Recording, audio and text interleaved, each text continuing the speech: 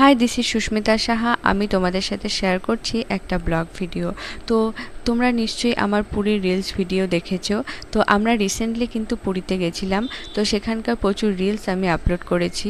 তো সেখানকারই একটা ব্লগ আমি তোমাদের সাথে আজকে শেয়ার করছি। তো দিনটা ছিল 24শে জুন। তো সেদিন আমাদের পুরী কামাখ্যার টিকিট কাটা ছিল।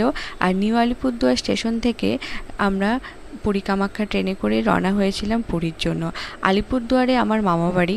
তো সেখানে আমরা সন্ধ্যাবেলা চলে যাই, আর রাত্রি 11টার দিকে আমরা মামাবাড়ি থেকে চলে আসি নিউ আলিপুরদুয়ার স্টেশনে। তো আমরা স্টেশনে চলে এসেছি। এরপরে আমরা লিফটে করে চলে যাচ্ছি 2 নম্বর প্ল্যাটফর্মে, কারণ 2 নম্বর প্ল্যাটফর্মে পুরী কামাখ্যা ট্রেনটা আসবে। তো যেহেতু আমাদের অনেক লাগেজ ছিল, তার জন্য আমরা লিফটে করে চলে যাই 2 নম্বর প্ল্যাটফর্মে। তো আমরা প্ল্যাটফর্মের দিকে যাচ্ছি। তো আমাদের প্ল্যাটফর্মে কিছুক্ষণ বসে অপেক্ষা করতে হবে, কারণ ট্রেন আছে 1টায় আর আমরা চলে এসেছি 11টায়। কারণ যেহেতু রাতের দিক আর এখন যখন তখন বৃষ্টি চলে আসে, তাই জন্য আমরা অত রিস্ক নেইনি, আমরা একটু আগে আগেই চলে এসেছি। তো আমাদের ট্রেনে অ্যানাউন্স করে দিয়েছে। তো ট্রেন বেশি লেট ছিল না, আধ ঘন্টা লেট ছিল। তো আমরা ট্রেনে উঠে যাই। আর যেহেতু অনেক রাত ছিল, ট্রেনে উঠে দেখি যে সবাই ঘুমিয়ে পড়েছে। তো তার জন্য আর বেশি কথা বাড়াইনি। তো আমরাও ঘুমিয়ে পড়েছিলাম, কারণ আমরাও প্রচণ্ড টায়ার্ড ছিলাম। তো পরের দিন সকাল, তখন প্রায় 10টা-11টা হবে। তো আমরা তখন আছি মুর্শিদাবাদে। মুর্শিদাবাদ আমাদের একটা খুবই চেনা জায়গা, কারণ আমরা দুজনেই দীর্ঘ 3 বছর আমরা এখানে কাটিয়েছি। তো আর মুর্শিদাবাদের ঘরবাড়ি দেখলেই বোঝা যায় যে এটা মুর্শিদাবাদ, কারণ ওখানকার ঘরবাড়ির ডিজাইনগুলোই আলাদা। পরে মানে নিমতিতা স্টেশন কিংবা ধুলিয়ান।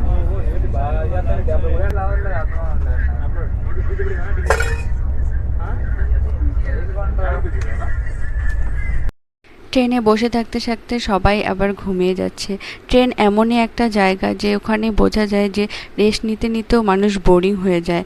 মানে বিশ্রামে সারাদিন শুয়ে বসে থেকেও কিন্তু মানুষ বোরিং হয়ে যায়, কতটা কষ্ট লাগে তখন। তো আমরা দুপুরে খাওয়া দাওয়া করছি, তখন প্রায় 12টা, 12:30 বাজে। মামি আমাদের জন্য রান্না করে দিয়েছিল ভাত, পনিরের তরকারি আর পাঁপড় ভাজা। তো সেগুলোই আমরা খাচ্ছিলাম।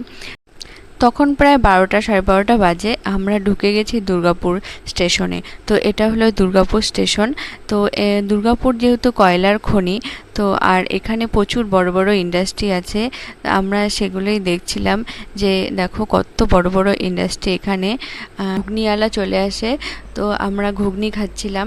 ট্রেনে বসে থাকতে থাকতে কিন্তু খুব খিদেও পেয়ে যায়। মানে বাড়িতে তো কাজ করলে খিদে পায়, কিন্তু ট্রেনে যে এত আরামে খালি শুয়ে বসে থাকলেও তাও কিন্তু প্রচুর খিদে পেয়ে যায়, এটা ওটা। আর যেহেতু অনেক হাবিজাবি জিনিস আসে ট্রেনে, তো সেগুলো কিন্তু খেতেও খুব ইচ্ছে করে। তো তারপরে আমরা বিকেল হয়ে গেছে, তখন প্রায় 4টা বাজে। ট্রেনের থেকে বাইরের পরিবেশ দেখতে কিন্তু ভীষণই ভালো লাগে। চারিপাশটা সবুজ, গাছপালা, ঘাস, নদী, কত কিছু একসাথে দেখা যায়। আর মনে হয় যেন সব কিছুই আমাদের সাথে সাথে যাচ্ছে।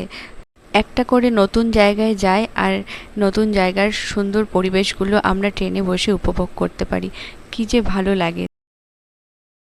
দিনের বেলা ট্রেনে বসে থাকতে কিন্তু বোরিং লাগে না, কারণ বাইরের সুন্দর পরিবেশ আমরা দেখতে পাই।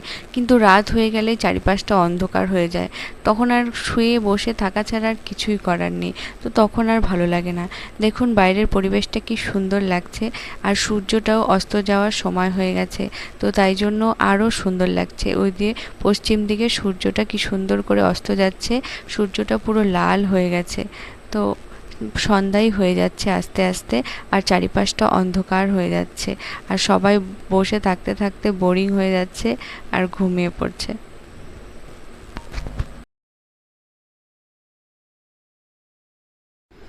তখন প্রায় রাত 8:30। আমরা আছি হিজলি স্টেশনে। তো এটা হলো বেঙ্গলের লাস্ট স্টেশন, এরপর আমরা উড়িষ্যায় ঢুকে যাব। তো আমরা একটা অ্যাপ থেকে খাবার অর্ডার করেছিলাম, আর তো 8:30টায় ওই হিজলি স্টেশনে আমাদের খাবার দিয়ে গেছিলো। তো অনেক মানে ভালোই খাবার দিয়েছিল, খুবই টেস্টি ছিল খাবারটা।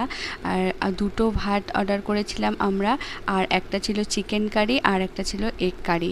তো আমরা একটা অ্যাপ থেকে করেছিলাম, আইসিটিসি ই ক্যাটারার। তো এই অ্যাপটা সম্পর্কে ফুল ডিটেলস আমি একটা ভিডিওতে তোমাদের সাথে শেয়ার করব। কারণ ট্রেনের খাবার ভালো থাকে না, খাওয়া যায় না। তো অনেকেই হয়তো এই অ্যাপটা সম্পর্কে জানো আর অনেকেই হয়তো জানো না। তো আমি শেয়ার করব যাতে অনেকেরই হেল্পফুল হবে আশা করি। তো খুবই ভালো খাবার দিয়েছিল আর মানে খুবই টেস্টি ছিল খাবারটা, একদম বাড়ির রান্নার মতো ছিল। ওই অ্যাপে আলাদা আলাদা করে জায়গা স্টেশন সিলেক্ট করা আছে। তো যেই যে স্টেশনগুলো সিলেক্ট করা আছে সেখানেই খাবারগুলো পাওয়া যায়। তো তোমরা তোমাদের টাইম অনুযায়ী খাবার অর্ডার করে দিতে পারবে। ওরা সেই স্টেশনে এসে একদম তোমাদের বগিতে এসে খাবার দিয়ে যাবে, কোনো অসুবিধাই হবে না। তো আশা করি অনেকের হেল্পফুল হবে, তাই জন্য আমি একটা ভিডিও আলাদা করে শেয়ার করব যদি তোমরা চাও। তো খাবারগুলো সেদিন খেয়ে এতটাই ভালো লেগেছিল যে মনেই হচ্ছিল না যে স্টেশনের খাবার মানে ট্রেনে থাকলে খাওয়া পাওয়া যায় না। দেখো 2 পিস চিকেন দিয়েছিল, 2টো ডিম দিয়েছিল, আর ঝোলটাও এত টেস্টি ছিল, মানে গ্রেভি গ্রেভি একদম বাড়ির মতো ধনিয়া পাতা টাতা দিয়ে ভালো করে রান্না করেছিল। তো আমরা খেয়ে দিয়ে ঘুমিয়ে পড়েছিলাম। তারপরে এটা হলো রাত 3টে বাজে, তখন 3:30, তখন আমরা আছি পুরী স্টেশনে। তো আমরা পুরী চলে এসেছি, রাত 3:30 বাজে। এখন আমাদের স্টেশনে বসে অপেক্ষা করতে হবে, কারণ 5টার আগে কিছুই পাওয়া যাবে না হোটেলে যাওয়ার জন্য। আর আমাদের হোটেল বুক করা আছে, তাই জন্য হোটেল খোঁজা নিয়ে কোনো সমস্যা হবে না। তো তখন 4টে বাজে আর স্টেশনে বন্দে ভারত ট্রেন এসেছিল। তো বন্দে ভারত আমার ফার্স্ট টাইম দেখা, তো অনেকক্ষণ ওটা দাঁড়িয়েছিল, কারণ ওটা 4:30 কি 4:45টার দিকে ছাড়বে। তাই আমি বন্দে ভারতে উঠে একটু ট্রেনটা ঘুরে দেখছিলাম যে ভেতরটা কেমন। তো ভেতরটা পুরো বাসের মতো, বাসে যেরকম বসে বসে যেতে হয়, বাসের সিটগুলো যেরকম থাকে পুরোটাই এসি আর পুরোটাই একদম বাসের মতো, মানে খুবই ভালো লাগলো। কিন্তু এই ট্রেনে অনেকক্ষণ বসে থাকাটা একটু চাপের, তাই জন্য হয়তো একটু বোরিং লাগবে। তো এখন প্রায় 5টা হয়ে 5:30 বাজে, তো ভোর হয়ে গেছে। আমরা যাচ্ছি অটোর জন্য, বাইরে গাড়ি কোথায় আছে। তো আমরা এখন হোটেলের দিকে যাব, তাই জন্য স্টেশন থেকে বেরিয়ে যাচ্ছি। তো আমরা অটো পেয়ে গেছি, তো এখন আমরা হোটেলের দিকে যাচ্ছি। তো এটা হলো পুরীর রাস্তা, দেখো কত সুন্দর। পুরীতে একটা জিনিস খুব ভালো লাগলো, সেটা হলো মানে রাস্তাঘাট পরিষ্কার, খুবই পরিষ্কার। আর আর দেওয়ালগুলো যে আছে ওই দেওয়ালগুলো সব আর্ট করা। তো সব দেওয়ালগুলো সুন্দর করে আর্ট করা, সমুদ্র, নৌকা, তারপরে ঘোড়া, সব আরও যে নাচের ছবি, এগুলো দিয়ে পুরো দেওয়াল আর্ট করা, খুবই সুন্দর। তো এই দেখো আমরা হচ্ছে বিচের সামনে চলে এসেছি। তো প্রথমবার এই বিচের সামনে খুবই ভাল লাগছিল, আর সকালবেলা। তো এটা হলো আমাদের হোটেল দীপগঙ্গা ইন। তো এটা আমাদের আগে থেকেই বুক করা ছিল, আমরা অনলাইনে বুক করে গেছিলাম। কিন্তু হোটেলে 8:30টার আগে চেক ইন হবে না, তাই জন্য আমাদের 8:30 অবধি বাইরে অপেক্ষা করতে হবে। তো রিসেপশনে আমরা ব্যাগ ট্যাগ রেখে আমরা দুজনে চলে আসি সমুদ্রে।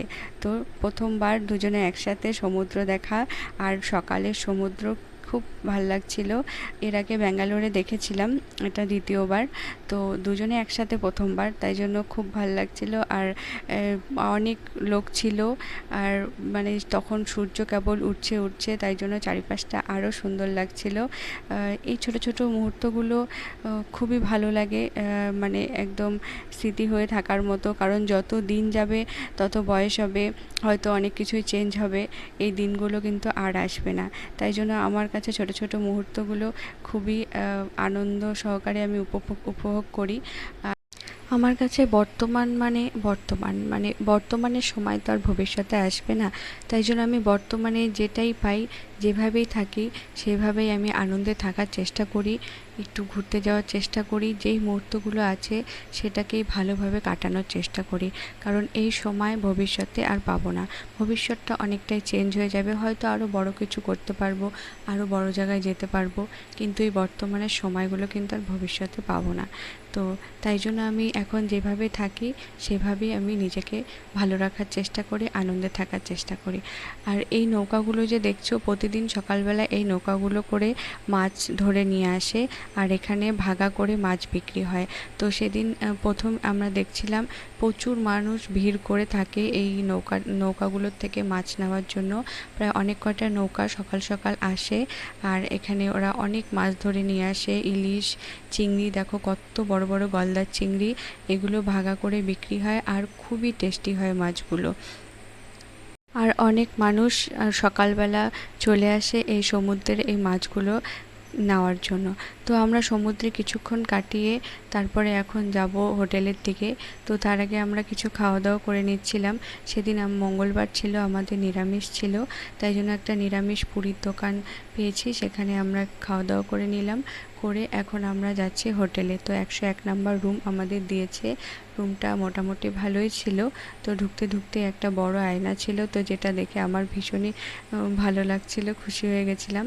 আর এখানে জানলা দিয়ে একদম সমুদ্রটাকে দূর থেকে দেখা যাচ্ছিল। আর তো ভিডিওটা এখানেই শেষ করছি, দেখা হচ্ছে পরের কোনো ব্লগে। ভিডিওটা যদি তোমাদের ভালো লেগে থাকে তাহলে চ্যানেলটাকে সাবস্ক্রাইব করো। ফেসবুক থেকে দেখলে আমার ফেসবুকটাকে ফলো করো। টাটা।